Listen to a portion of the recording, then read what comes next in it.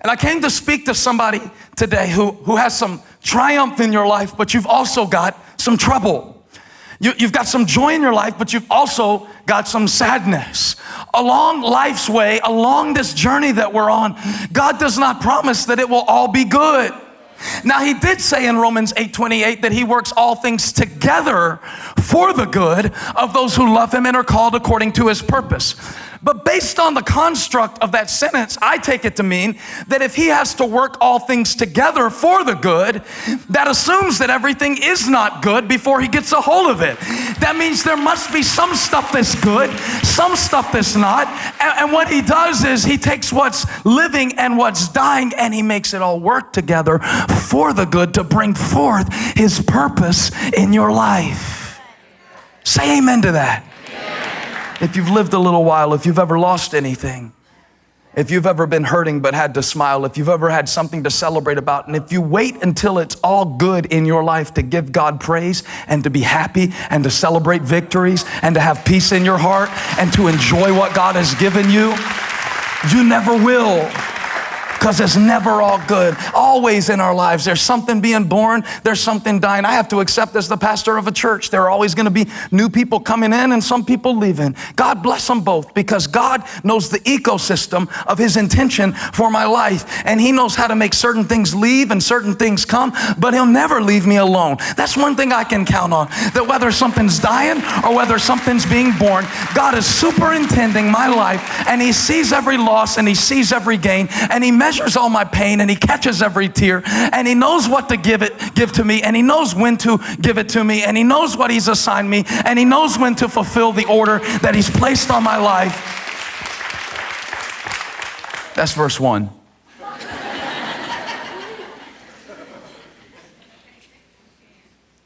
Rachel began to give birth and had great difficulty. And as she was having great difficulty in childbirth, the midwife said to her, if you got a female sitting next to her, touch her and say, call the midwife. So, I hate that show so much. I've never watched an episode. I think it's terrible.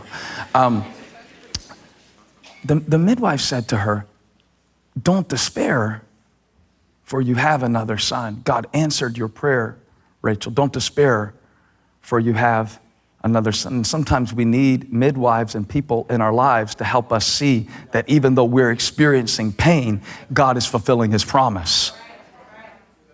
Yeah, sometimes we need people in our lives to say, I know you can't see it right now because this is so painful for you and this is costing you so much, but God is giving you what you prayed for.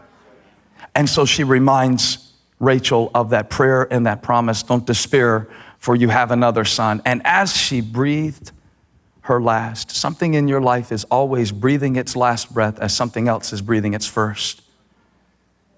As her son cries for the first time, she cries her final tear in this life. And she breathed her last, and in her last words, with her last gasp, with the last breath in her body, as she was dying, she named her son Ben-Oni.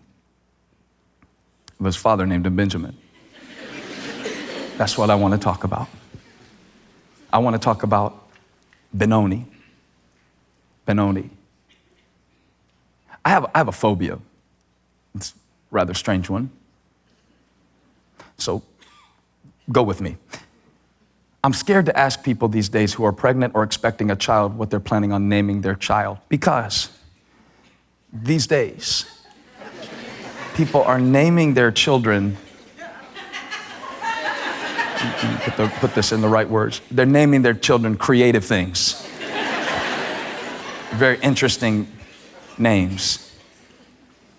And really interesting names. And it's their right to name their child whatever they want.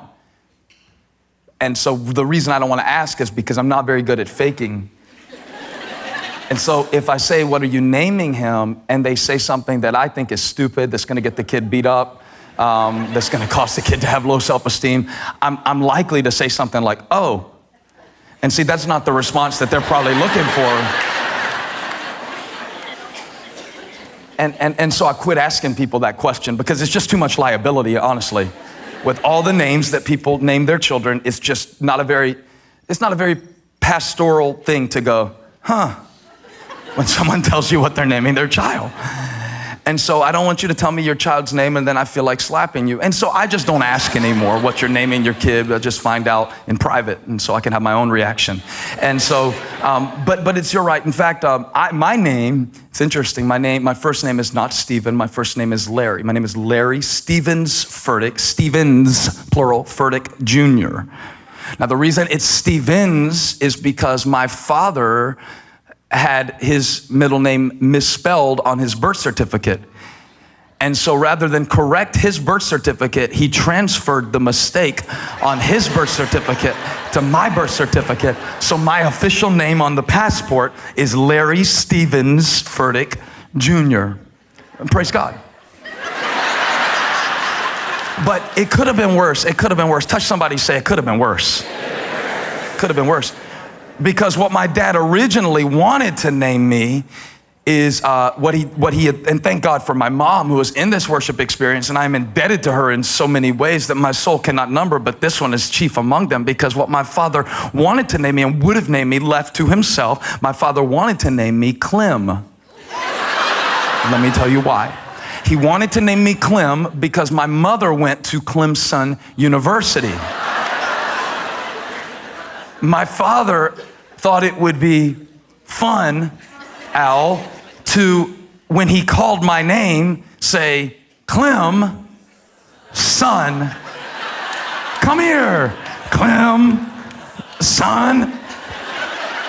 Can we all agree it would have been a whole different story of my life? Would you go to Pastor Clem's church? I mean, really, would you? Who's your pastor? Pastor Clem Furtick. But thank God, my mom got involved, and I appreciate that. There's worse names. There's worse names. In fact, does anybody have like a pad of notepad? Can I see your notepad, please? Thank you. I'll give it right back. I just want to write on this real quick. And does anybody have a marker? Not an Elevation pen, the official approved pen of Elevation Church, but like a marker, some sort of Sharpie of sorts. Yeah, that'll work. Thank you. Ready? I want to write this name down, and then I'll show it to you, and you can tell me how you would pronounce this name, because one of our staff members told me about a name that he heard about one time, and I'd never heard of this name. I'm gonna write it down, and you can tell me how would you pronounce this name. This is apparently an actual name, and I want to know how would you say that name. La, Le, La. You would be wrong, because of several of my constituents have already pointed out. The name is LaDasha. Absolutely. The name is LaDasha. Can we all agree that her parents should not be allowed under any circumstance to procreate and populate the earth? Can we all agree that that this girl's parents will not spend eternity in heaven? I'm so sorry. I'm so sorry, LaDasha. Why did they do you like? It's not supposed to pronounce different. Anyway, so that's why I don't ask people what they're naming their kid, because I'm scared they're gonna say Clem. I'm scared they're gonna say LaDasha, and I won't know how to respond. Rachel, with her last breath, says, name the boy Ben-Oni. Ben means son. Dash, Oni. Oni. Oni is a little more complicated. Oni can mean two different things. It's a name that can go either way. It's ambiguous. It can mean, and most probably does mean, based on the context clues of this passage, it's a word that means sorrow. So as Rachel is breathing her last breath, she names her child son of my sorrow, and we understand why. For she realizes that although God has answered her prayer and added another son to her life, she will not be there to ever nurse him, to ever hold him, to ever soothe him, to ever care for him, to ever console him, to ever cheer for him, to ever celebrate him. And in the moment of knowing God gave me what I wanted, but I'm not even gonna be here to experience it, she names her child out of her pain and she calls him son of my sorrow. With that last breath in her body, she names him according to what she's going through as she produces him. Son of my sorrow. Oni, sorrow. Ben, son. Ben-Oni. What a name. Oni, however, can also mean, and it's open to interpretation. The word can mean both. It can mean sorrow, and it probably does in this instance, but it can also mean strength. Isn't that interesting? Isn't that fascinating? That the same word can mean both sorrow and strength.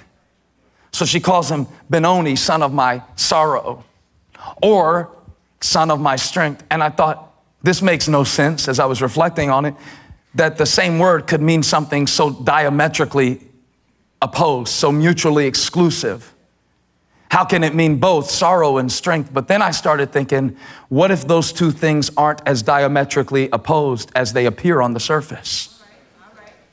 What if great strength is always born out of great sorrow? Perhaps real strength is only ever born out of real sorrow. Perhaps the strongest people you will ever meet have also experienced the greatest sorrow. Perhaps the greatest trials that you've ever gone through in your life are the very things that God used to fortify the greatest strength in your life. Strength and sorrow and strength. And if I need to bring an example forth for consideration, then I would suggest to you that Jesus, who had all power and all authority and still does. There's nobody stronger, nobody greater than him. Nobody who got up from the grave and folded his own linens before he left because he had a little extra time. Because he had the presence of mind to tidy up the place where he'd been lying for 3 days. Nobody but Jesus has that kind of strength. Nobody but Jesus has the kind of strength to hang there on a cross and you could call forth legions of angels to protect you and get you down, but instead you utter with your last breath, Father, forgive them, for they know not what they do. Nobody but Jesus has that kind of strength.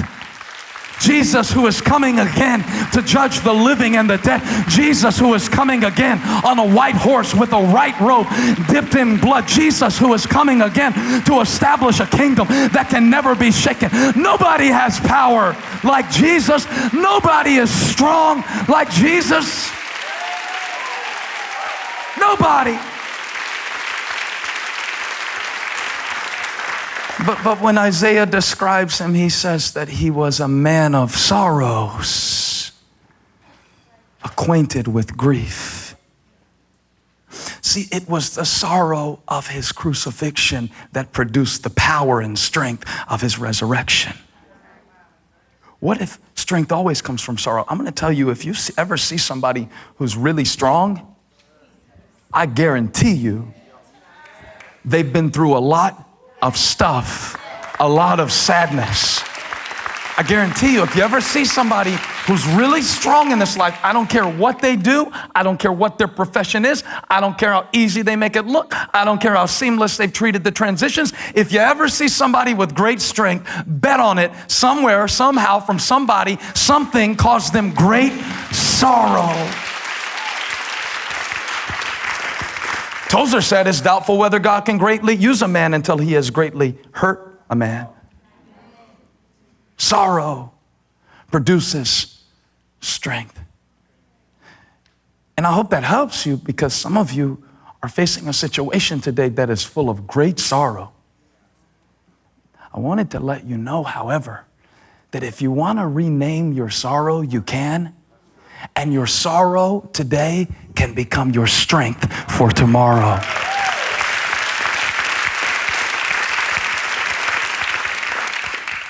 Yeah, the tears you're crying today might water the seed that's going to come forth in your life and bring forth something great tomorrow. I have a sad situation, but I have a great God. I have a lot of sorrow, but it's producing even more strength.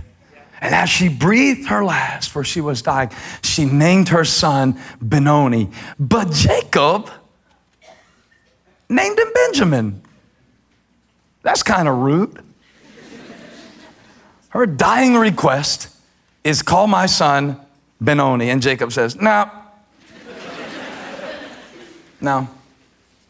I mean, you know he was hurting. You know he was more sorrowful than she was because now he has to live without her. And she's the only thing that he ever loved. The Bible never even says that Jacob loved God. But it says that he loved Rachel so much that he worked 14 years to get her. I don't know if any of us love somebody that much. I mean, obviously, I love Holly to that degree, but most of you husbands probably couldn't say the same. I worked 41 years for you, girl. And although he's sorrowful, we know he was sorrowful because at the end of his life in Genesis 49, verse 6, he says, when she died, it was great sorrow to us. It wasn't that he didn't feel the sorrow. It's just that he refused to name the child that was born out of sorrow according to the sorrow that gave the child birth. He refused to name this child's destiny according to a moment in the child's history. He wouldn't do it. And so they come to him and they say, Jacob, we did all we could do. We could not save Rachel. She's gone, Jacob. She's gone. She lost too much blood. We couldn't recover her. She's gone. And the midwife comes up at some point and says, excuse me, I know I'm not supposed to speak unless spoken to. But there was one thing Miss Rachel said before she died. She wanted to make sure that you named him Ben-Oni. And Jacob says, I don't think so. It does not say how much time passed between when she died and when Jacob renamed him. Perhaps it took him days, perhaps it only took him moments. But at some point, his father named him Benjamin. In antiquity, fathers, not mothers, have naming rights ultimately. I know that doesn't seem fair that the women do all the work and the dads pick the name, but that's the way it worked. And so Rachel is recommending a name, but Jacob has to ultimately sign off on it. I only point that out because I wanted you to know that people in life may recommend a certain name for you, but only your heavenly Father gets to sign off on it and approve it. Because fathers have naming rights. I'll just stay here for a minute. See, because there's somebody in the room who's been labeled by somebody and called something based on something that you went through. And so they said you're hopeless and they said you're worthless. They might not have said it in those words, but they implied it in their tone and with the things that they think about you. But unless you make something, you don't get to name it. Only the maker has naming rights. And so anyway, I was just praying that somebody would peel off a label that somebody has given you because of a moment in your life and say, I don't think so. Only the Father has naming rights. Only my daddy gets to tell me who I really am. And if what you say about me doesn't line up with what he sees in me, I don't want your label. I don't need your label. I don't respond to your name. Because fathers have naming rights. Good. So Jacob goes, I appreciate that. I understand why she named him son of my sorrow. I'm sad too. I'm hurting too. I miss her forever. I'll honor her forever. But I refuse to call him Ben-Oni. I'm not going to name him based on what happened in that moment. I'm not going to look at this child the rest of my life and see him only through the lens of what I lost when he was born. Call him Benjamin. Now this sermon would probably go to a whole nother level if I told you what Benjamin means. Do you want to know what Benjamin means? I'm going to tell you in a minute. See, Jacob has a lot of experience with new names. It's a major theme of his life. If you've been paying attention, you've seen now that not only has Jacob been renamed, because he used to be Jacob and now he's Israel, and he's still kind of both, but he's ultimately triumphant with God, Israel, not the deceiver anymore, Jacob. But he's also, through his life and along his journey, renamed several places along the way. Bethel wasn't called Bethel before Jacob showed up.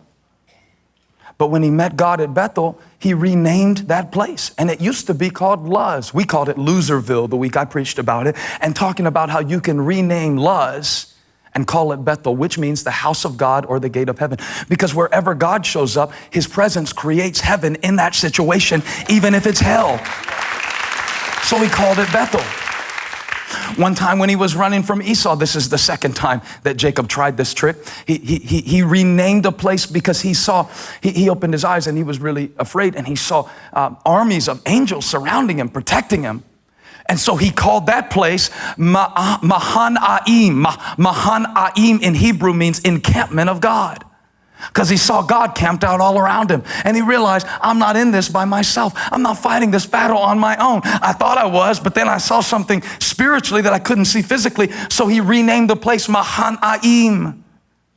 Then there was that all pivotal point when Jacob received his name change, when he was wrestling with a man, and he wrestled with the man to the point that his hip was dislocated. And when he got done wrestling with the man and he realized that he had been wrestling with God all along and did not know it, he renamed that place and he called it Peniel. Peniel means face of God, because he said, I have seen the face of God and yet I didn't die.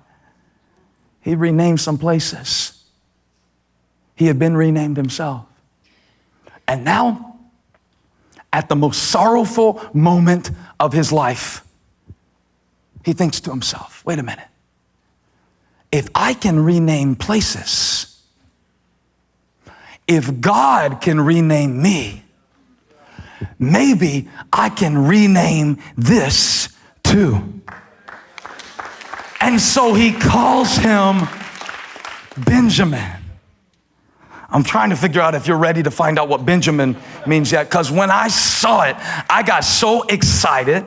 I threw my computer to the side and did a dance in my office all by myself. When I read this in a commentary, I thought you would get excited. And if you don't act excited at this point, it is going to greatly violate my expectations and perpetually hurt my feelings. So I want you to lean in while I tell you what Benjamin means. Because if I was in another church and we hadn't been studying about Jacob for 4 weeks, I would have to explain this in detail because the background wouldn't make much sense. But since you've been paying attention, you're going to know what I mean right when I say it, and you're going to shout because it's going to make you so happy. Ben still means son. But when you put Jamin on it, you ready? It means son of.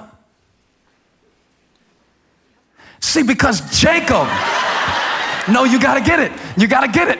I need you to want to know, because Jacob is looking at a tragedy. Jacob is looking at a loss. Jacob is looking at pain. Jacob is looking at hurt. Jacob is looking at despair.